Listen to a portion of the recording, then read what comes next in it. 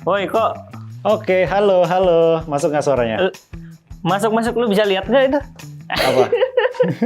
Masih bisa dong? Nggak Bisa. apa-apa nih. Sengaja biar bisa ada contekan ke bawah sini. Oh, Eh, smooth ya. Oke, yoi. Selamat sore. Sore menuju malam ya, Bang Fikri. Gimana Bang Udah Fikri, malam. sehat? Udah malam. Sehat, ya? sehat. Lo apa kabar kok? Alhamdulillah, sehat. Bang Fikri sekarang posisi di mana?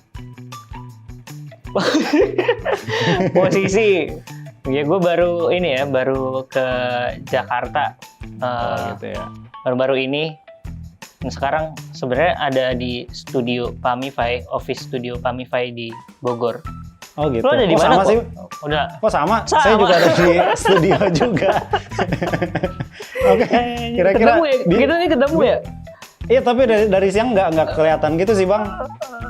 Iya. Ya biasa sibuk. Sibuk. Iya, kita Lu juga sama-sama sibuk kan? ya. Iya, sibuk. Nggak kelihatan, apa yang nggak tahu gitu kalau ada Bang Fikri di atas. Oke deh, Bang. Sibuk benerin dinamo. Iya. Kira-kira Bang Fikri udah tahu belum? Waduh. Kenapa ada saya di sini? Belum tahu. Ingin mengkritisi Belum tahu ya? rambut saya yang baru. Jadi ini teman-teman, jangan ditiru ya. Don't try this at home. Saya kemarin iseng memotong rambut sendiri dan belum sempat ngerapiin di barbershop. Oke, itu sebuah wejangan. Jangan coba-cobalah Iya. urusan rambut. Oke nih Bang, kalau belum tahu di sini kita bakalan nanya-nanya nih seputar mitos dan fakta di kampus.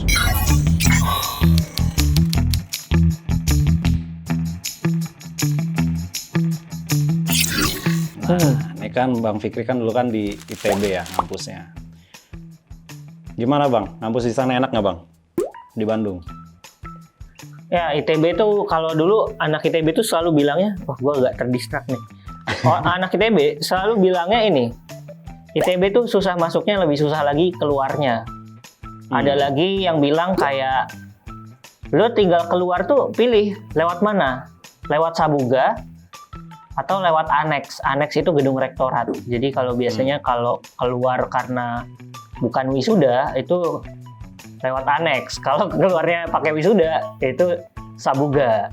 Kayak gitu. Berarti ada dua pilihan antara di DO atau di lewat sidang. Dan memang kan kayak ya ITB itu emang tough banget, in a way kayak kita baru masuk aja tuh udah dikasih tahu pasti sama rektorat gitu. Sekian persen itu nggak akan lolos bahkan tahun pertama.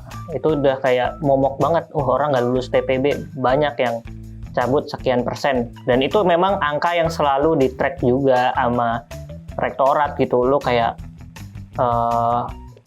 berapa IP rata-rata, berapa lama orang lulusnya, itu selalu jadi bahan presentasi rektorat ke bosnya rektorat. Bosnya rektorat itu dulu namanya MWA ITB. Nah, gue pas tahun terakhir di TB itu sempat jadi MWA wakil mahasiswa. Bosnya rektorat itu MWA, ada perwakilan mahasiswanya, gue di situ. Jadi gue tahu kayak, wah ternyata rektorat ini selalu merhatiin ya statistik-statistik ini gitu. Dan itu ada juga mitos-mitos yang berkaitan tentang DO atau nggak lulus TPB gitu.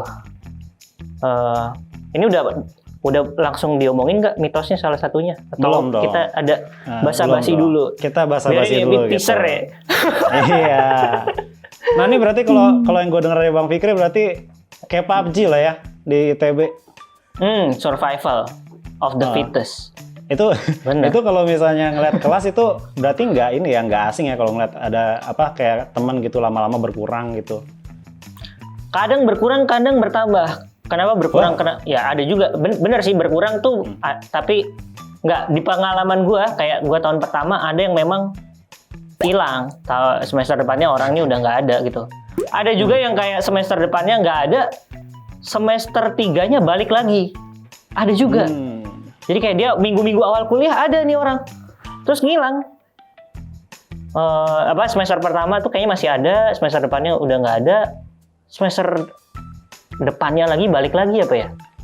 Intinya ada kejadian kayak gitu. Itu karena ceritanya si orang ini sempet pindah ke STAN Tapi dia sepertinya tidak, nggak tahu lah, gue lupa kasus dia ini apakah nilai dia jelek di STAN, apa dia terus nggak cocok. Kan ada orang yang cocoknya kerja di AIR, mungkin dia nggak cocok kuliah di STAN gitu kan. Yeah. Balik kandang ke ITB, padahal IP dia udah ada 1 semester yang 0. Cuman hebatnya orang ini lulusnya tetap tepat waktu. Wah. Lu bayangin, kayak dia udah pindah 1 semester IP-nya 0, tapi terus kayak dia balik lagi lulus masih tepat waktu. Sekarang kayaknya kerja di BUMN udah lebih klimis lah. Kalau rambut dia, kalau gue berantakan gini, kalau dia dari berapa tahun lalu tuh udah selalu klimis gitu lah, udah kayak bos-bos. Menarik. Kerjaan udah golf. Tapi untuk bisa golf ini bayarannya ya lo pernah IP 0 sama pernah DO STAN. Oke, menarik nih. Nah nih, udah panas kan nih? Nah kalau udah panas nih, kita bakalan gue langsung aja nih nanya pertanyaan pertama. Masih banyak perempuan Indonesia yang kurang percaya diri dengan penampilannya. Mungkin kamu akan sulit berpikir jernih saat lagi berada di situasi yang kurang mengenakan. Dalam sebuah hubungan, pasti ada aja permasalahan yang muncul. Baik itu hubungan dengan pasangan, keluarga, atau bahkan teman kamu.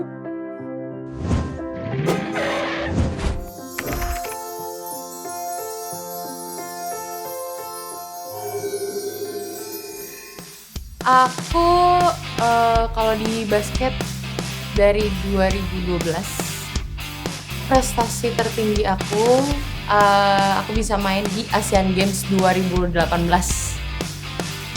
Kalau ngomongin masalah prestasi, kita nggak kalah kok sama laki-laki gitu loh.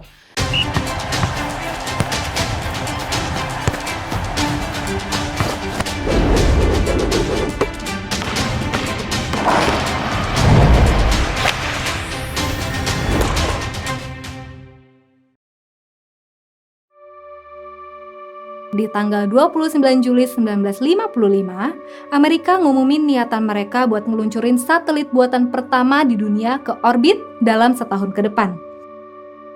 NASA, singkatan dari National Aeronautic and Space Administration, alias Badan Penerbangan dan Antariksa Amerika Serikat. NASA resmi dibentuk pada tanggal 29 Juli 1958.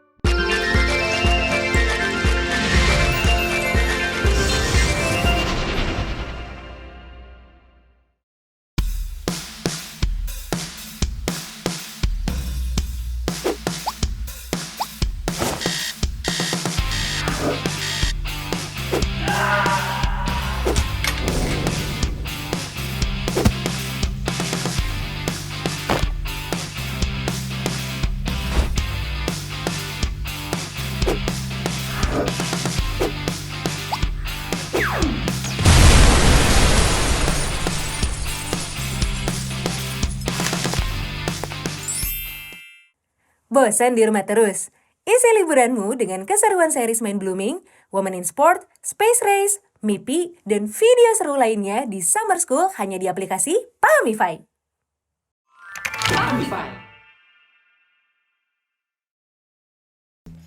Mitos atau fakta, jurusan kuliah menentukan karir. Nah, kira-kira nih bener nggak sih Mas kalau misalnya jurusan kuliah tuh menentukan karir di masa depan gitu? Jurusan Contohnya kuliah kayak menentukan karir. Kalau misalnya yang jurusan kuliahnya mainstream tuh otomatis kayak di masa depan bahkan lebih rame gitu, peluang untuk bekerjanya gitu. Ya, ini menarik juga ya. Karena kalau dia matiin perkembangannya, bahkan di ITB itu ada beberapa jurusan yang dia akhirnya pisah ya, karena merasa prospek kerjanya bagus gitu. Zaman gua tuh dia sebenarnya misalnya gabung di jurusan lain, terus dia dipecah pemekaran jurusan gitu ya. Tapi sekarang malah peminatnya berkurang dan untuk masuk jurusan itu malah bakal dikasih beasiswa gitu. Terjadi juga. Jadi itu dinamis ya, kayak karena kan orang masuk jurusan terus dia kayak nextnya dia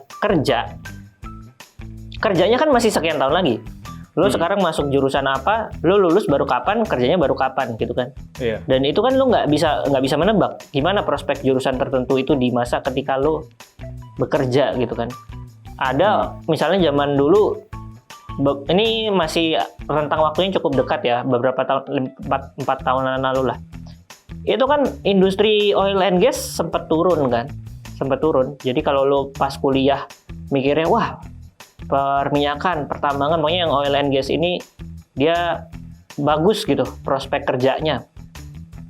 Tapi ternyata ketika lo lulus lagi turun. Itu terjadi juga di teman gue yang waktu itu dia habis dari UGM itu dia apa ya?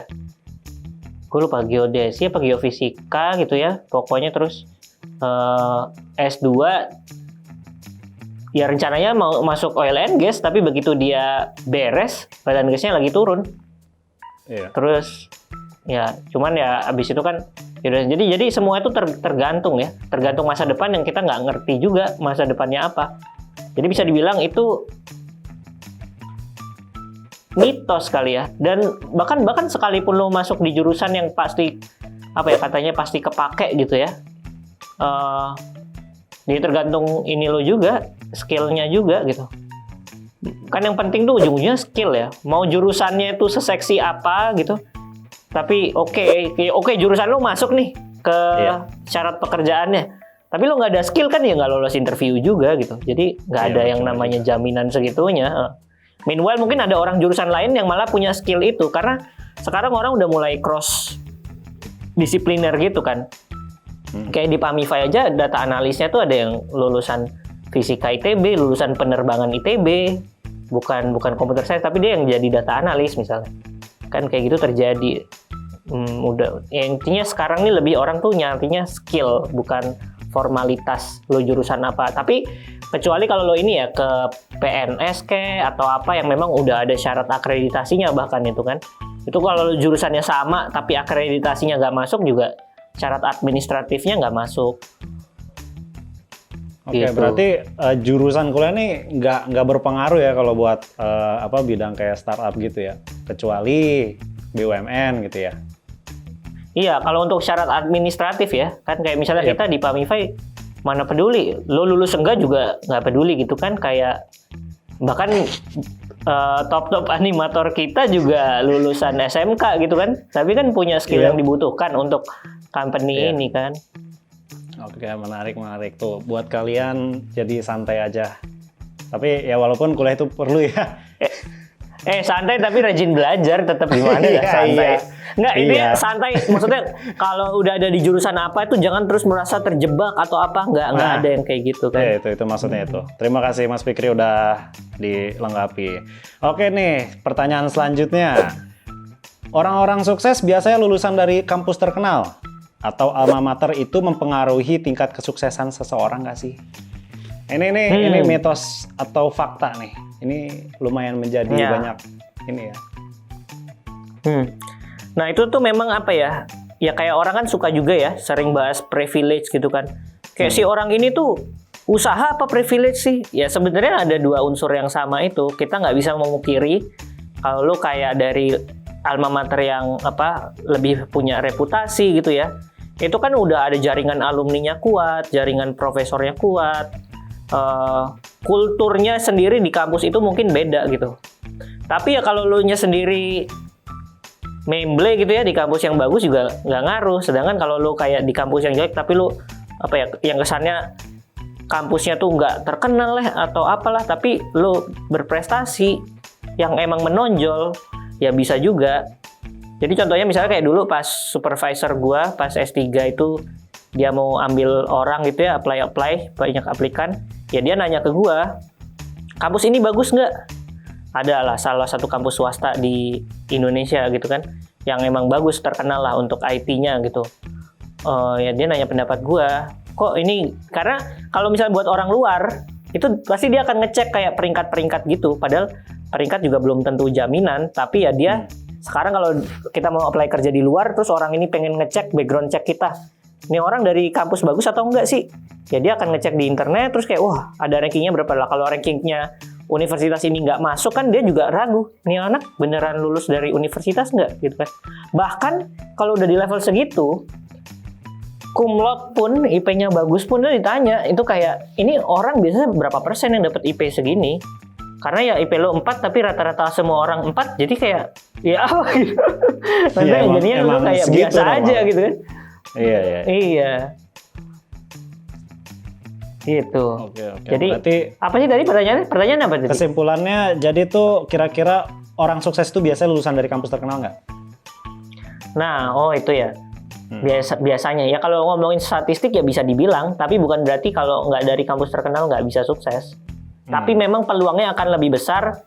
Maksudnya kalau lo biasa-biasa aja tapi alma mater mendukung, mungkin lawan orang yang biasa-biasa aja tapi alma maternya nggak mendukung, ya orang lebih pilih yang biasa-biasa aja tapi alma maternya mendukung gitu kan. Apa ya? Mungkin butuh lebih ke proof-nya gitu kali ya Bang ya? Iya, burden of proof gitu kan. Maksudnya lo IP 4 di universitas berakreditasi, IP 3 di universitas yang paling top misalnya, versus yang IP 4 di universitas yang akreditasinya nggak ada, yang bahkan mungkin kampusnya fiktif, let's say kan. Tapi kan orang nggak tahu nih kampusnya fiktif, tapi orang taunya ada ijazahnya, tapi IP lo 4. Ya pasti yang lebih dipercaya yang IP-nya 3 tapi kampusnya top gitu kan. Oke nih, menarik. Gimana kalau lanjut ke ini ya, pertanyaan berikutnya ya, pertanyaan ketiga. Mitos atau fakta, kuliah lebih bebas mau masuk kelas apa enggak? Menarik ya. Mitos atau fakta itu sebenarnya tergantung ya. Kayak beberapa dosen tuh ada yang ya lu kalau udah nggak lewat kelas sekali ya udah lu pasti nggak lulus, ada aja yang gitu kan. Iya. Cuma sebenarnya itu ya, kalau pas di ITB itu tuh perdebatan sendiri bahkan di antara dosen-dosen. Beberapa dosen merasa kuliah itu absensi itu untuk mengabsen dosennya.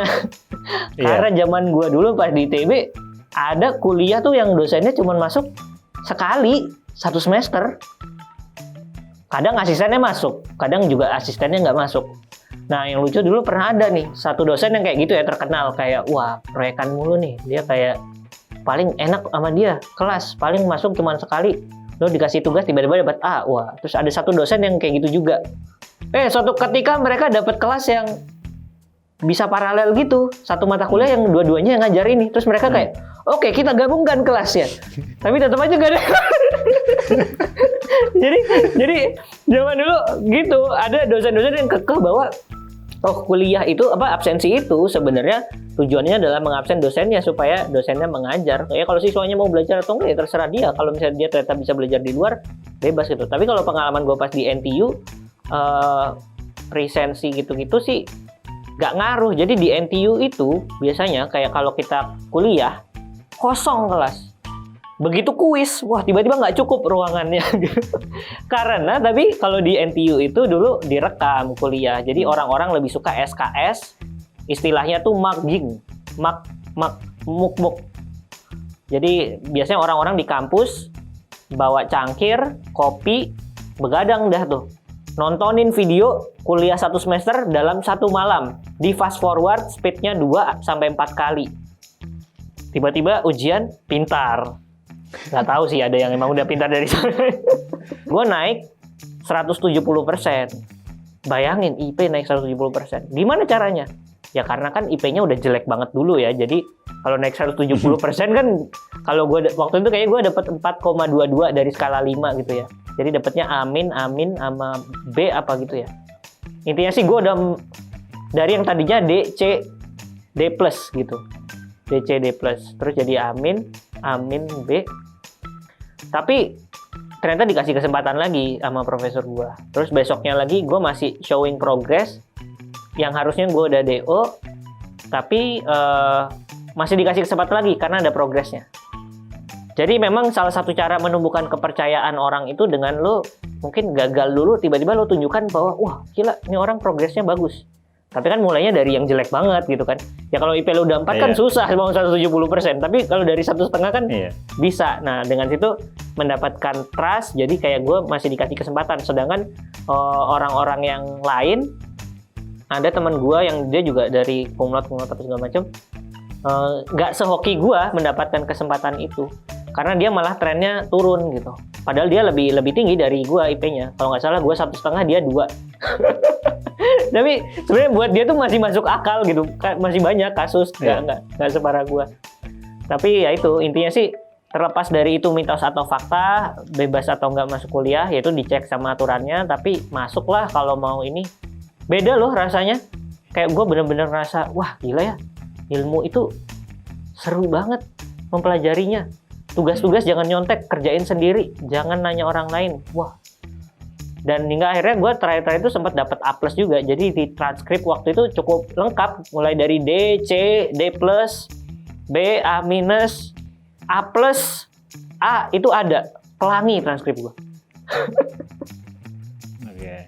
Berarti ini kesimpulannya kuliah itu tuh tempat beneran kita nyari ilmu ya, bukan ilmu yang nyari kita ya? Iya, susah. Ilmunya nggak bisa Iya nggak sih? pakai GPS soalnya ya. Ilmunya Iya. garing ah. Iya, jadi kalau ya gitu. Oke, lanjut ke pertanyaan selanjutnya nih. Bener-bener, kita mencari ilmu pokoknya. Kayak Pak Mifai kan? Kita yang nyari ilmu. MIPI, Iya. mesin pencari ilmu. Udah belum sih? Oke. Udah launching belum ya? Gue lupa lagi kenapa gue bilang-bilang ya, MIPI. lanjut.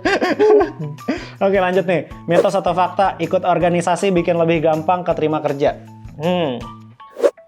Nah ini menarik ya. Dulu juga pas gue kuliah, gue juga mikirnya organisasi ngaruh segitunya gitu. Dan emang tapi ketika kita kuliah belum ada pengalaman apa-apa, ya orang menguji ini orang bisa kerjasama atau enggak, itu kan ya dari organisasi ya. Dan kalau buat gue dulu pas pertama fresh grad, kerjaan pertama ya emang ngaruh. Itu kayak bahan gue job interview itu nyeritain pengalaman organisasi gue waktu itu. Tapi yang lucunya waktu itu gue datang interview perusahaan, gue nggak ngerti perusahaannya apa, produknya apa. Jadi kayak interviewernya bilang ke gue, jangan cuman ngasih tahu kita punyanya apa, tapi apa yang nanti bisa align sama perusahaan. Tapi gue sekarang ini begitu posisinya kebalik ya, jadi orang yang menginterview, gue akan cek lagi, belum tentu orang di organisasi itu punya soft skill yang dibutuhkan, terbangun benar-benar belum tentu. Jadi kan orang tuh selalu mikir, oke, berorganisasi untuk melatih soft skill, tapi lu niat nggak melatih soft skill di situ? Bisa aja kan organisasi cuma numpang nama doang. Bisa aja kalau lu organisasi jabatannya ketua tapi ngaco, gabut gitu kan, ya soft skillnya nggak ningkat juga. Jadi sebenarnya yang lebih tepat adalah kalau kita punya soft skill dan orang yakin dengan soft skill tersebut, itu akan mempermudah dapat kerja karena pasti orang cari attitude. Nah sekarang masalahnya berorganisasinya itu beneran ngelatih soft skill atau cuma buat gaya-gayaan nama ngeceng cewek doang, ngeceng cowok, gitu kan? Kan kadang biar keren Sering aja terjadi di kampus lu besar. jadi ketua himpunan kan biar bisa ngeceng aja gitu kan, kadang kan motivasi ngeceng. Jadi ketua departemen ngeceng, gitu kan. Sekarang jadi zamannya jadi ini sih apa selebgram sih bang. Oh udah nggak zaman ya. Kemarin itu tuh jadi mereka tuh apa namanya ketua-ketua itu tuh jadi selebgram tuh kemarin sempat tren. Ya selebgram melatih soft skill nggak ya? Melatih sih public speaking. Iya sih iya. Melatih mikirin konten. Ya. Bisa jadi juga. Lanjut aja deh. Kita lanjut ke pertanyaan berikutnya deh bang. Oke nih. Apa nih? Mitos atau fakta? Harus caper sama dosen biar bisa dapat nilai bagus. Caper sama dosen. Wah. Nggak harus sih. Maksudnya nggak ngaruh mau secaper apa untuk nilai ya. Tapi kalau caper terus lu kayak dan capernya lu emang punya skill juga, mungkin lu bisa jadi asisten. Mungkin bisa diajak penelitian, mungkin dikasih proyekan. Itu lebih ke kayak gitu sih. Kalau untuk nilai itu nggak ngaruh sih. Bahkan kebalikannya ya, kalaupun lo bikin asdos atau dosen BT, belum tentu lo nggak dilulusin. Gue dulu pernah ketemu bahwa gue lupa kuliah apa, pokoknya gue sempat masalah sama asdosnya. Asdosnya ngancam-ngancam. Saya asdos kalian ya. Nanti saya bisa nggak lulusin kalian, tapi Iya. tetap dapat A kok, nggak ngaruh, Berarti emang dosen itu nggak setebak itu ya? nggak setebak, Enggak, ya apa susah Tebak tuh. ditebak, nggak susah ditebak, susah iya. ditebak. Nah. Susah ditebak, makanya kayak sebenarnya itu tergantung sistem sekolahnya kan. Kalau sistem sekolahnya berusaha membuat sistem yang lebih fair, ya harusnya nggak ada orang caper-caper itu jadi kayak gitu. Tapi ya who knows, di beberapa kampus mungkin itu berlaku, kita nggak tahu juga. Iya. Oke, berarti mitos atau fakta nih Bang? Ya sebenarnya mitos. Mitos lah ya. Mitos. Oke nih, lanjut ke Dari pengalaman gue mitos.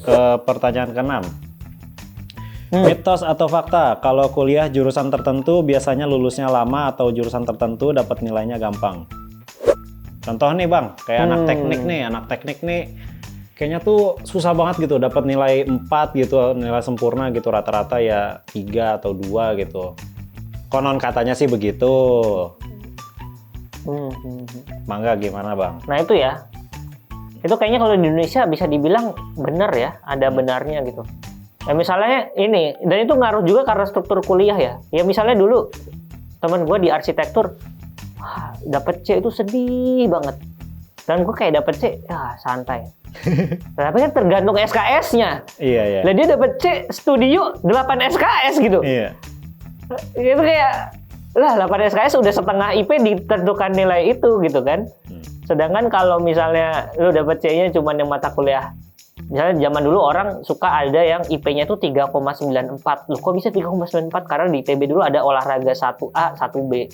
Kalau lari lo ngelilingin Sabuga 6 putaran lewat dari 12 menit, itu dapat B gitu. Jadi maksudnya kalau dapat C tapi 1 SKS doang ya udah gitu kan. Tapi kalau dapat C banyak SKS, dan itu kan tergantung struktur kuliahnya juga. Nah kalau di ITB dulu tuh memang yang namanya teknik elektro aja tuh yang bisa lulus 4 tahun banget tuh jarang, dikit. Itu kalau dulu istilahnya lu lulus lulus wisuda Juli awal gitu. Jadi yang paling banyak tuh wisuda Oktober sama wisuda apa ya? Oktober, terus tahun depannya tuh ITB tuh dulu ada 3 wisuda. Gua tuh wisuda apa ya? Lupa banget gue wisuda apa sih? April. Oh ya, April, Juli sama Oktober. Nah dulu tuh pasti yang paling dikit itu yang lulus tepat waktu banget, Juli di Elektro ITB. Yang paling banyak tuh Oktober dan lain-lain. Tapi dulu sih anak-anak SBM ITB, tapi tuh mereka juga dipaksa dipaksa semester pendek juga. Kebanyakan tuh lulusnya 3 tahun. Jadi tergantung sistem juga. Oke. Karena mereka dipaksa SP. Sedangkan kalau lu kayak teknik nggak ada SP-nya, lu mau ngambil apaan SP? Nggak ada yang dibuka. SP itu kita bisanya ngambil kuliah-kuliah yang umum kayak sejarah desain, kuliah motivasi berprestasi. Dulu ada kuliah motivasi berprestasi. 2 SKS. Berarti Kayak yang paling sedih ya. Paling sedih kalau lu udah ambil mata kuliah motivasi berprestasi, terus lu pun dapat D, dapat C kan. Inginnya motivasi berprestasi, makin didemotivasi. Wah, menarik. Berarti ini mitos apa fakta nih Bang? Menurut gue fakta sih memang. Fakta ya? Ada kecenderungan tertentu sih. Iya. Oke. Ya maksudnya kalau lulus kedokteran kan ya udah pasti. Nggak mungkin lulus 3 tahun. Iya, susah lah ya. Oke, lanjut nih Bang. Ini ada pertanyaan Bang. Pas dulu Kak Fikri kuliah, mitos apa sih yang paling banyak beredar di jurusan atau kampusnya Kak? Apa nih? Bisa yang Wah itu menarik. horor? Kalau gitu? yang general ya, horor. Oh menarik. Tapi yang soal ini ya, seputar akademik, dulu ada mitos. Jangan ke kebun binatang sebelum lo lulus TPB. Kenapa tuh? Karena nanti lo nggak lulus TPB nanti kalau ke kebun binatang. Jadi gue sampai sekarang nggak pernah ke kebun binatang depan ITB itu, gue nggak pernah. Ya karena nggak minat juga sih ke situ, dan itu mengenaskan juga ya, terakhir-terakhir itu ada berita-berita nggak enak. Cuman itu salah satu mitos yang paling santer tuh, lo jangan ke kebun binatang sebelum lulus TPB. Itu Oke. salah satu mitos. Kalau yang Kalau yang lain-lainnya mitos-mitos yang setan-setan. setan-setanan gitu ada nggak Bang? Apa gitu kayak misalnya ada ruangan apa gitu yang nggak boleh diakses atau bangku apa yang nggak boleh didudukin kalau nggak ntar kerasukan atau apa gitu. Ada nggak sih Bang dosen yang kerasukan gitu? Dosen kerasukan sih nggak ada. Cuman kalau dulu kan ceritanya ini ya, ceritanya kayak ada anak arsitek yang kejebak di studio, terus libur panjang, terus dia terjebak di sana, atau kayak kadang ada dari lantai sekian ada yang ngetok-ngetok, padahal kayak itu ya kalau dibuka jendela, ngetok-ngetok apa gerobak gitu kan. Ya itu tapi kan anak ITB biasa nginep di kampus ya, menurut gue sih lebih serem begal ya daripada setan-setan yang diceritakan. Itu lebih serem begal karena itu real gitu. Iya. Si Iksan aja nih ya, Iksan co-founder Pamify, co-founder Hutata juga, itu dulu pernah sampai patah tulang. Dia kayak apa ya, kecelakaan ya sama geng-geng gitulah, geng-geng motor apa segala macam. Jadi dia tiba-tiba udah pakai kerak tangannya. Itu yang lebih serem. Itu yang lebih serem daripada mitos setan-setanan. Tapi zaman gua terakhir di ITB, dulu ada yang mitos yang paling ngeri. Dan ternyata nggak juga sih. Ternyata kayak itu akhirnya terbongkar lah kasusnya. Misalnya kepala babi ini dari mana sih? Itu ternyata sebatas kreativitas. Settingan gitu ya? Nggak, kreativitas mahasiswa aja. Kreativitas yang dia kayak membayangkan apa. Kan karena di ITB kan ada ini juga ya. Di ITB kan ada mahasiswa seni juga gitu kan. Karena gue termasuk waktu itu salah satu saksi mata untuk mematikan salah satu titik api. Jadi kan biasa kan di ITB tuh pulangnya pulang malam. Makanya mau ada mitos setan-setan kayak apa juga kita walaupun serem-serem gitu, tapi nggak pernah juga sih. Kalau gue ya nggak pernah ketemu setan-setan. Paling dikagetin temen sih. Kalau dulu tuh soalnya lapangan di ITB tuh gelap-gelap banget. Paling ngeri tuh kalau dikagetin temen. Waduh, gelap. Atau paling ngeri juga tuh kalau motor tiba-tiba nggak ada. Bener. Lu tau nggak? Tapi kadang motor nggak ada ini gara-gara apa? Misalnya lu lupa kunci di parkiran nih. Biasa diamanin nih sama satpam. Tapi kan pas lu ke parkiran, gua mana gitu kan. Nah. Iya. Panik dulu. Udah panik, lapor satpam. Terus tadi sama satpamnya biasa kan. Emang tadi gimana kejadiannya? Ini dia motor kamu, kami amankan. Tapi yang hilang beneran ada juga. Hilang beneran. Gue pernah nemenin juga teman gue umur pas jam-jam 2 pagi gitu kan. Itu motor gue juga udah nyaris karena itu ada gerbang yang parkiran yang tidak resmi gitu dulu. Parkiran yang tidak resmi, ya itu sih lebih serem dari setan ya, motor hilang gitu kan. Terus ke kantor polisi, mana polisinya juga ngantuk-ngantuk gitu kan. Apa kejadiannya? Udah gitu polisi yang di dekat ITB itu kadang dia kayak komputernya nge-lag, terus dia marah, aduh ini nggak bisa, dipukul CPU-nya, cepok gitu kan. Nah itu. Jadi kalau mitos-mitos yang kayak gitu nggak ada, nggak bener lah itu mitos. Motor, yang urusan motor hilang tadi nggak nanya ke satpam Bang, siapa tahu diumpetin gitu sama satpamnya lagi. Nggak, karena yang daerah situ sekarang kayaknya udah nggak ada ya. Itu tuh emang nggak ada satpam dan itu tuh satpamnya juga kalau ngobrol-ngobrol ya kadang ya susah ya, tahu lah, kadang ada unsur gitunya juga. Polisi atau satpamnya tuh tahu kalau kata si satpam ini. Jadi ya mau bagaimana lagi. Cuman itu lumayan ngeri ya. Itu tuh kalau di ITB tuh malam-malam kadang kalau kita jalan, apalagi kalau kosannya di Cisitu, angkot Cisitu tuh lewat jam 7 jam 8 udah nggak ada. Kita harus jalan. Sedangkan kadang lampu juga nggak ada di situ. Makanya lebih ngeri begal. Beneran hitam banget ya. Beneran gelap banget ya. Gelap banget. Tiba-tiba ada begal, wah itu ngeri. Mending setan lah ya, mending lihat setan lah ya. Mending lihat setan, bener. Maksudnya kalau begal itu kan fisik, terus pakai samurai lah, apa itu serem. Ya kalau setan kan beda alam kan kayak kan kayak lihat nonton TV aja. Lah kan kita beda alam. Lu masa mau ikut-ikut ke kita? By the way soal hantu-hantuan ini. Gitu. Pernah dibahas di Hutata ya, soal penampakan. Ada juga yang tadi kan ngomongin, ada yang minta soal neuroscience, ada juga neuroscience di balik penampakan.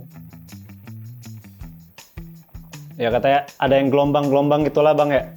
Iya, betul banget. Juga. Jadi itu memang ada yang ngeriset gitu kan, fenomena bagi beberapa orang yang ngelihat penampakan atau ngerasa pindah badan itu ternyata sensor ini ya, sense manusianya ini ada yang terganggu di situ. Jadi salah memposisikan koordinat tubuh ini gitu.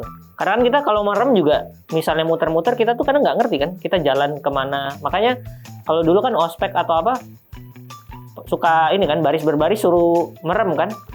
Kita pikir kita udah bener, tiba-tiba formasinya salah gitu kan. Oke, tuh menarik tuh.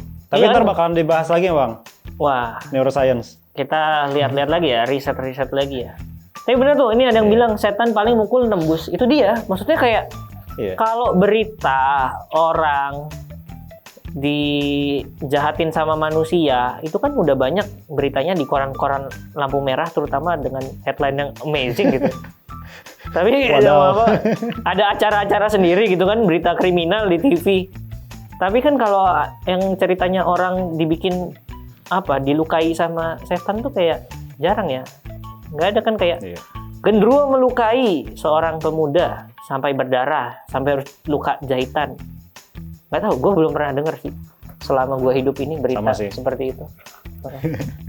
Sama sih, Bang. Oke deh, kalau gitu kita langsung ke pertanyaan dari audiens nih. Ini kalau dilihat-lihat nih ada audiens dari Semi DMNW. Katanya, bukan mitos atau fakta, tapi kapan waktu yang tepat buat mulai magang? Wah, ini OOT banget nih pertanyaannya. Oh, magang. Itu tergantung kebutuhan ekonomi. Benar. Iya.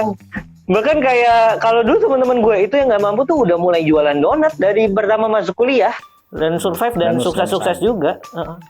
Bahkan ini juga salah satu ini di Pamify itu juga ada yang zaman di TB tuh dulu jualan donat terus kayak nggak tahu terus dia pindah apa gimana. Jadi maksudnya upaya orang untuk survive ya kapanpun.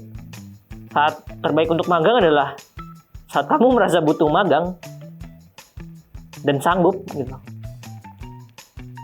Iya. Oke. Tapi kalau gue sendiri ya mulai magang-magang. Biasanya magang ada yang kayak lu dulu tuh kalau di ITB ada di Komlab, misalnya di lab komputer atau apa magang-magang ngajarin desain atau kayak jadi tukang jaga printer. Yang hal-hal kayak gitu tuh biasanya dari tahun pertama pun udah mulai buka gitu kan, yang magang-magang atau ikut unit-unit entrepreneurship.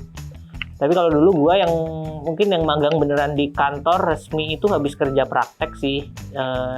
Dulu gue magang bikin desain radio militer. Itu setelah kerja praktek. Jadi udah ada skillnya. Ya kan sebenarnya magang kan tergantung kebutuhan, tergantung kemauan dan juga kemampuan gitu. Kalau misalnya belum mampu, maksudnya lu mau magang di perusahaan yang bikin radio militer, tapi lu kayak masih tingkat 1 nggak tahu apa-apa, suruh ngedesain radio militer, UI UX-nya gitu, nggak bisa juga ya nggak bisa magang gitu. Intinya kapan terbaik magang tuh kalau siap gitu. Wah. Ya sama kayak orang dulu kan Balik lagi suka nanya juga kan, waktu yang terbaik untuk lulus tuh kapan gitu. Terus orang kan suka bilang, jangan lulus tepat waktu, luluslah di waktu yang tepat. Abu-abu sekali dan bijak Abu-abu, iya. Oke, menarik. Nih Bang, ada satu pertanyaan terakhir nih Bang, buat closing. Yuk. Pesan-pesan Bang Fikri, bukan pertanyaan sih, ini lebih ke pesan-pesan ya. Pesan-pesan Bang Fikri buat calon maba, gimana nanggepin mitos-mitos yang beredar di kampus masing-masing. Mulai dari yang fakta sampai yang goib. Silakan. Ya, mitos atau fakta ini intinya dicari aja aturannya, dicari datanya. Kalau cuman katanya mah nggak jelas. Tanyain aja ke senior. Benar nggak misalnya ini kita harus pakai logika ya. Jadi kalau kita punya suatu hipotesis, itu kita harus mikir, andaikan hipotesis ini tidak benar, apa efeknya? Jadi kita harus mikir, kalau dia salah, itu efeknya apa? Kita coba buktikan bahwa efek yang salah ini tidak ada. Tapi kalau ternyata efek yang salah ini ada, berarti tidak terbukti mitosnya. Jadi itu kalau dalam matematika proof by contradiction gitu kan. Intinya cari aja datanya. Maksudnya ada yang bilang dosen ini nih mitosnya selalu dapat A. Gitu kan. Ya, cari ada nggak yang ngambil dosen itu terus dapat B gitu kan. Kalau dapat B berarti mitos gitu kan. Itu kayak mitosnya adalah lu kalau kencing di dinding ini 7 kali bakal dapat A, itu kan mitos gitu. Cari ada nggak yang kencing 7 kali Pasti. tapi nggak lulus gitu kan? Sebenarnya kan caranya Iya. harus dibuktiin semua sih mitos-mitos itu dengan data dan lihat peraturannya bener atau enggak. Misalnya kayak mitos yang absensi tadi, ya lihat aja di aturannya. Ada nggak aturannya kayak gitu? Gitu. Oke. Menarik nih. Ini bisa kalian contoh ya buat para teman-teman yang lagi maba. Jadi kalau ada mitos tuh jangan langsung dicerna. Jangan langsung dicerna. Jangan langsung dipercaya. Dicerna dulu. Udah mulai belibet nih Bang, udah mau terakhir nih soalnya. Aduh, udah nih. Oke, sekarang kita udah di penghujung acara ya. Waduh, terima kasih nih Bang Fikri udah datang dan udah ngobrol-ngobrol di Wait, sebentar. Wah, dapet telepon dari mana tuh? Oke. Mitos sama fakta? Nggak tahu nih, kayak ada yang langsung mau nanya kayaknya. Oke nih Bang, udah di penghujung acara nih Bang. Terima kasih Bang Fikri udah mau join dan ngobrol-ngobrol. Thanks Kita Diko bakalan ke ini. atau ya. Bang Penggaris. Tadi ada yang bilang lu Abis Bang ini Penggaris, kita- emang itu Penggaris ya? Itu emang Penggaris? Bukan, ini kecamatan itu. Oh beneran kacamata, Cyclops ya? Iya, biar kelihatan nyontek kan tadi. Hmm. Oke Bang, terima kasih udah join Sip. pada acara kali ini. Jangan kapok ya.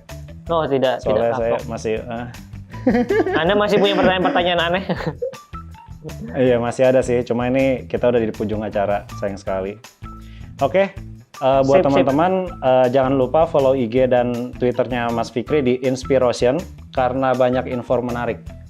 Dan kalian juga bisa tanya-tanya, DM aja kalau misalnya punya pertanyaan yang dari yang make sense sampai yang nggak make sense, dari yang biasa sampai yang absurd, itu bisa ditanyakan saja. Tanyakan saja, asal tidak terlalu susah dan ada waktunya saya jawab. Kalau nanya jangan susah. Tuh udah langsung. Oke teman-teman, sampai jumpa di acara berikutnya. Dadah. Lu salam-salaman Terima kasih, dong Bang kalau Fikri. ujian tanda tanya gimana? Oh iya, dah? ya. Ampun, sorry. Oh iya. Ayo, terima kasih kawan-kawan dan salam-salaman. Maaf udah lupa. Dah. Dah.